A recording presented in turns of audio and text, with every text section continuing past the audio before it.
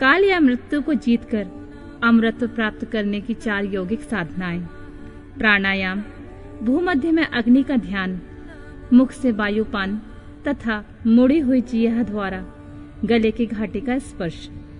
पार्वती बोली, प्रभु, यदि आप प्रसन्न हो तो योगी योगा आकाश जनित वायुपद को जिस प्रकार प्राप्त होता है वह सब मुझे बताइए। भगवान शिव ने कहा, सुंदरी, पहले मैंने योगियों के हित की कामना से सब कुछ बताया है, जिसके अनुसार योगियों ने काल पर विजय प्राप्त की थी। योगी जिस प्रकार वायु का स्वरूप धारण करता है उसके विषय में भी कहा गया है। इसलिए योग शक्ति के द्वारा मृत्यु दिवस को जानकर प्राणायाम में तत्पर हो जाएं। ऐसा करने पर आधे मास में ही वह आए हुए काल को जीत लेता है। हृदय में स्थित हुई प्राण वायु सदा अग्नि को उद्दीप्त करने वाली है। उसे अग्नि का सहायक बताया गया है। वह वायु बाहर से और भीतर सर्वत्र व्याप्त और महान है। ज्ञान, विज्ञान और उत्साह सबकी प्रवृत्ति वायु से ही होती है। जिसने यहाँ वायु को जीत लिया उसने इस संपूर्ण जगत पर विजय पा ली है। साधक को चाहिए कि वह जरा और मृत्यु को जीतने की इच्छा से सदा धारणा में स्थित रहे, क्योंकि योग परायण योगी को भली भांति धारणा और ध्यान में तत्पर रहना चाहिए।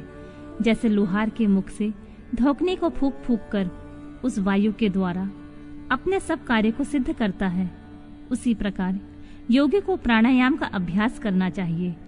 प्राणायाम के समय जिनका ध्यान किया जाता है वे आराध्य देव परमेश्वर सहस्त्रों मस्तक, नेत्र, पैर और हाथों से युक्त हैं तथा समस्त ग्रंथियों को आवृत करके उनसे भी 10 अंगुल आगे स्थित हैं। आदि में व्याहति और अंत में शिरोमंत्र सहित गायत्री का 3 बार जप करें और प्राणवायु को रोके रहें। प्राणों के इस आयाम का नाम ही प्राणायाम है। चंद्रमा और सूर्य आदि ग्रह जा जाकर लौट आते हैं, परंतु प्राणायाम पूर्वक ध्यान परायण योगी जाने पर आज तक नहीं लौटे हैं, अर्थात मुक्त हो गए हैं। देवी, जो द्विज 100 वर्षों तक तपस्या करके कुशों के अग्रभाग से 1 बूंद जल पीता है, वह जिस फल को पाता है वही ब्राह्मणों को एकमात्र धारणा अथवा प्राणायाम के द्वारा मिल जाता है।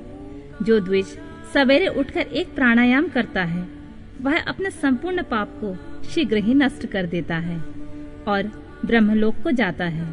जो आलस से रहित हो सदा एकांत में प्राणायाम करता है वह जरा और मृत्यु को जीतकर वायु के समान गतिशील हो आकाश में विचरता है। वह सिद्धों के स्वरूप कांति, मेघा, पराक्रम और शौर्य को भी प्राप्त कर लेता है। उसकी गति वायु के समान हो जाती है तथा उसे अपरिहरणीय सौरभ्य एवं परम सुख की प्राप्ति होती है। देवेश्वरी, योगी जिस प्रकार की वायु से सिद्धि प्राप्त करता है वह विधान मैंने बता दिया है। अब तेज से जिस तरह वह सिद्धि लाभ प्राप्त करता है उसे मैं बता रहा हूँ। जहाँ दूसरे लोगों की बातचीत का कोलाहल न पहुँचता हो, ऐसे शांत एकांत स्थान में अपने सुखद आसन पर बैठकर चंद्रमा और सूर्य, वाम और दक्षिण नेत्र की कांति से प्रकाशित मध्यवर्ती देश भूमध्य भाग में जो अग्नि का तेज अव्यक्त रूप से प्रकाशित होता है उसे आलस्य रहित योगी दीपक रहित अंधकार पूर्ण स्थान में चिंतन करने पर निश्चय ही देख सकता है। इसमें संशय नहीं है। योगी हाथ की अंगुलियों से यत्न पूर्वक दोनों नेत्रों को कुछ कुछ दबाए रखे और उनके तारों को देखता हुआ एकाग्रचित से आधे मुहूर्त तक उन्हीं का चिंतन करे। तदनंतर अंधकार में भी ध्यान करने पर वह उस ईश्वरीय ज्योति को देख सकता है। वह ज्योति सफेद, लाल, पीली, काली तथा इंद्रधनुष के समान रंग वाली होती है। भुवों के बीच में ललाटवर्ती बाल सूर्य के समान तेज वाले उन अग्निदेव का साक्षात्कार करके योगी इच्छा अनुसार रूप धारण करने वाला हो जाता है तथा मनोवांछित शरीर धारण करके क्रीड़ा करता है। वह योगी कारण तत्व को शांत करके उसमें आविष्ट होना, दूसरों के शरीर में प्रवेश करना, अणिमा आदि गुणों को पार लेना, मन से ही सब कुछ देखना, दूर की बातों को सुनना और जानना, अदृश्य हो जाना, बहुत से रूप धारण कर लेना तथा आकाश में विचरना इत्यादि सिद्धियों को निरंतर अभ्यास के प्रभाव से प्राप्त कर लेता है।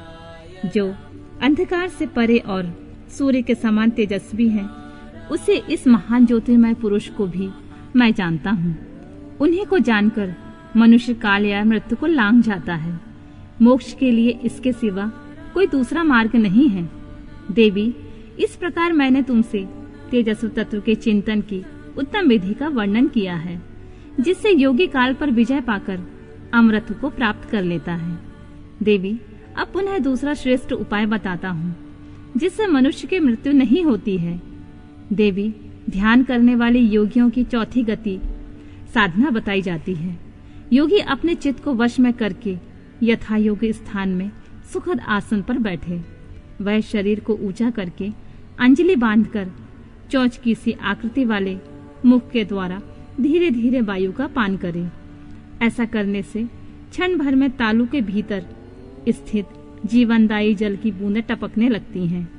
उन बूंदों को वायु के द्वारा लेकर सूंघें। जब शीतल जल अमृत स्वरूप है, जो योगी प्रतिदिन उसे पीता है, वह कभी मृत्यु के अधीन नहीं होता है। उसे भूख प्यास नहीं लगती। उसका शरीर दिव्य और तेज महान हो जाता है। वह बल से हाथी और वेग से घोड़े की समानता करता है। उसकी दृष्टि गरुड़ के समान तेज हो जाती है और उसे दूर की भी बातें सुनाई देने लगती हैं। उसके केश काले काले और घुंघराले हो जाते हैं। वह अंग कांति गंधर्व और विद्याधरों की समानता करती है।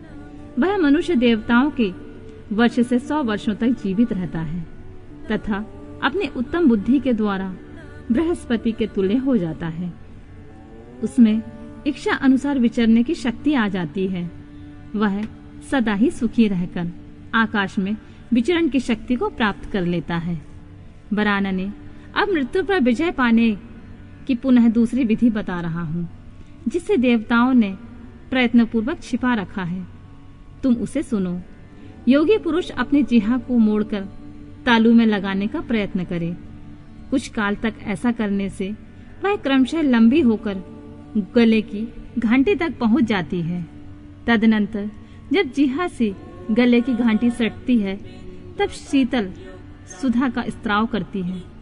उस सुधा को जो योगी सदा पीता है, वह अमृत को प्राप्त होता है।